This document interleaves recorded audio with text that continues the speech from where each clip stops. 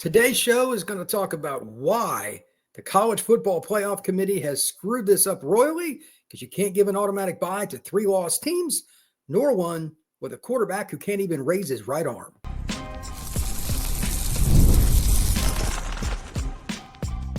You are Locked On Seminoles, your daily podcast on the Florida State Seminoles. Part of the Locked On Podcast Network, your team every day. Welcome into a special edition of Locked On Seminoles. Going to talk about college football playoffs, and it is a random, weird scenario that the playoff committee has found itself in year one of the extended playoff, but they're the ones that made the bed, so now they got to sleep in it. My name's Brian Smith. Thank you for checking us out here at Locked On Seminoles. I am a longtime college football writer and recruiting analyst. Once again, thank you for making Locked On Seminoles your first listen each and every day. I truly appreciate it. Today's show is brought to you by FanDuel. New customers can place a $5 bet and get started with $150 in bonus bets if you win your first $5 bet. Check out FanDuel.com to get started. The playoff committee is in a bad spot. They have to give an automatic bye to an SEC team in the Georgia Bulldogs, who are a good football team. Little bit like Sybil, if you remember the old book, because they're up and down, but they win close games. Hats off to them. But they're going to get a bye, and their quarterback can't raise his right arm based on watching him run onto the field for the last play where he handed the ball to the running back, because Wardaway knows he wasn't throwing a pass. Secondarily, Clemson's going to get a bye, and while they found a way to win a game they were up big and they almost choked it away, got to give them credit for winning. They are a 3-loss team. Do you really trust Clemson this year? Should they get a bye?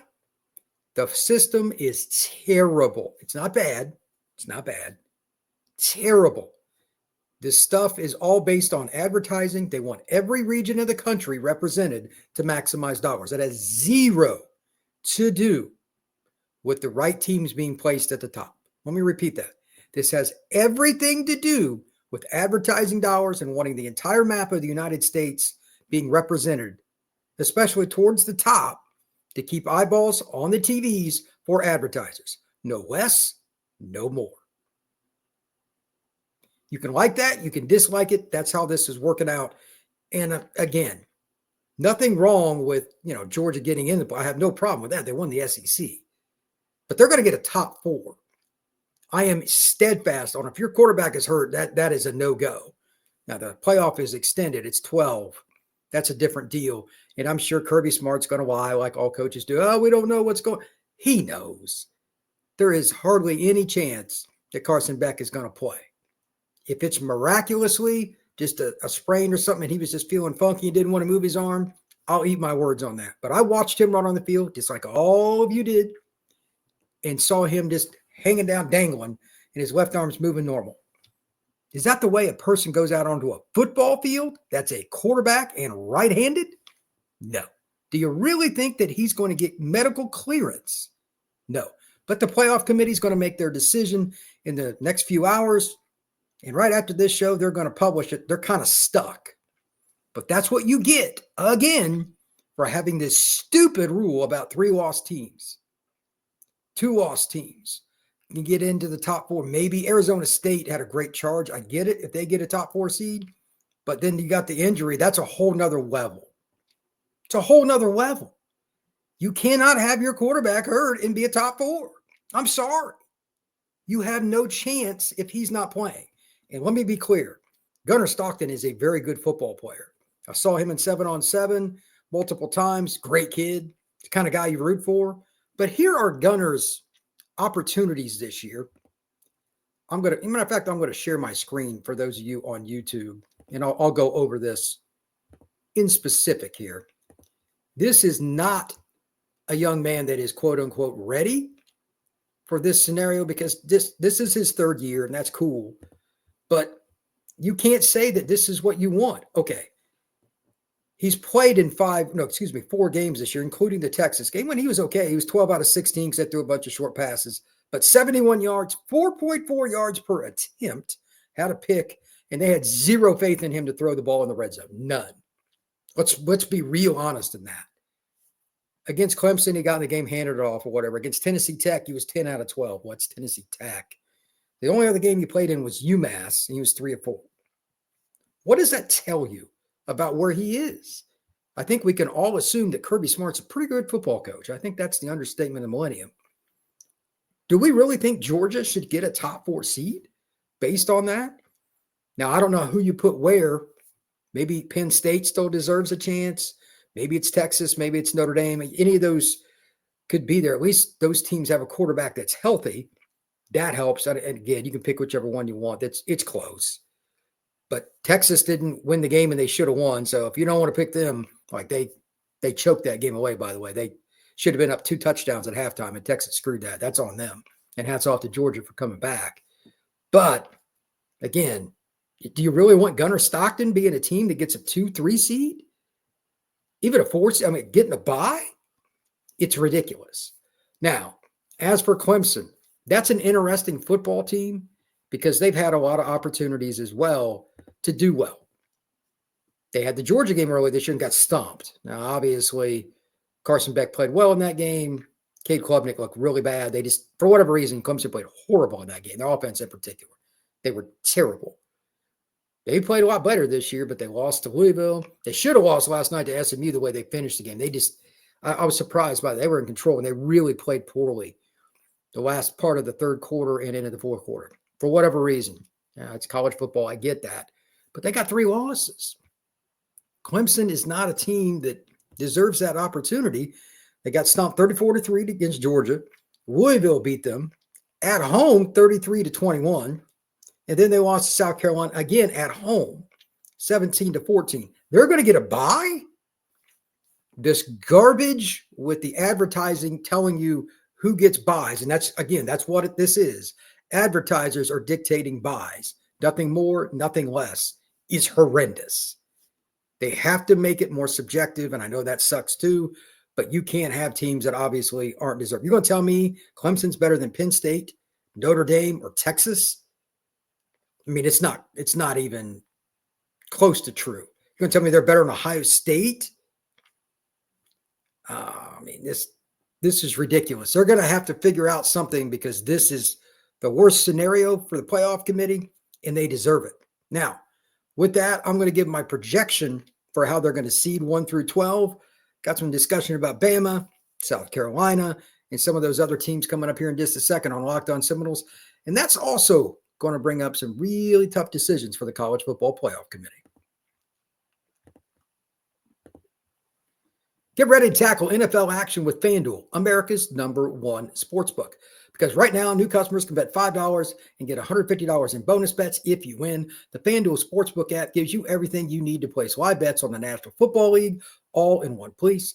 So when you get a hunch in the middle of a game, you can check out the latest stats, play-by-play, and so much more on the same page where you place your bets. Visit FanDuel.com to join today. You'll get started with $150 in bonus bets if you win your first $5 bet. That's FanDuel.com. Never waste a hunch. Make every moment more with FanDuel, an official sportsbook partner of the NFL.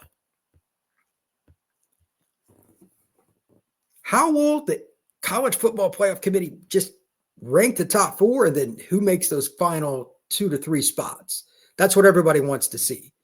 Arizona State smashed Iowa State yesterday, so they get a top 4 seed. I'm somewhat okay with that. Are they one of the top 4 teams? Probably not. You can debate that one too, but I'm going to leave that out because they did play very, very well. But Georgia again, Clemson.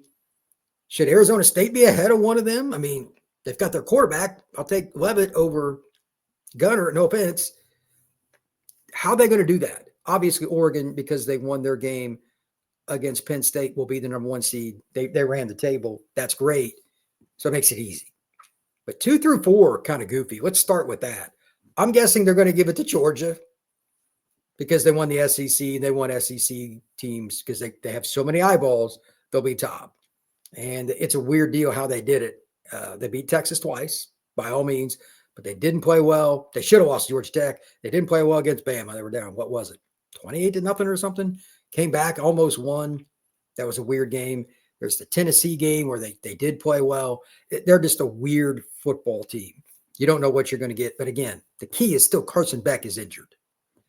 I'm going to guess they're 2. I want to guess Clemson's 3. but I could be wrong on that. It may be Arizona State. Arizona State, again, was dominant. Would not shock me. Now, they're 5 through 7. This gets kind of funky. Texas lost a close game to Georgia. I'm going to guess they get the 5. That's my projection. 6 and 7, you can go either way. I've went back and forth on this. I'm going to guess Notre Dame's ahead of Penn State, but it's a flip of a coin. So Indy 6, Penn State 7. That's what I got. Ohio State 8, Tennessee 9. So that means that Ohio State right there, it's basically nothing changes. I'm just going to guess they're going to leave that alone. Then we get to the really interesting part, 10, 11, and 12. Now, the teams that I think are in contention in no particular order, I think there are 6 teams. South Carolina, Miami, Ole Miss, Boise's in because they won their league, but they're in that range. Bama and SMU. I thought there for a second, because of how poorly they were playing and just not making clutch plays, SMU would play them out of a chance to lose as an at-large.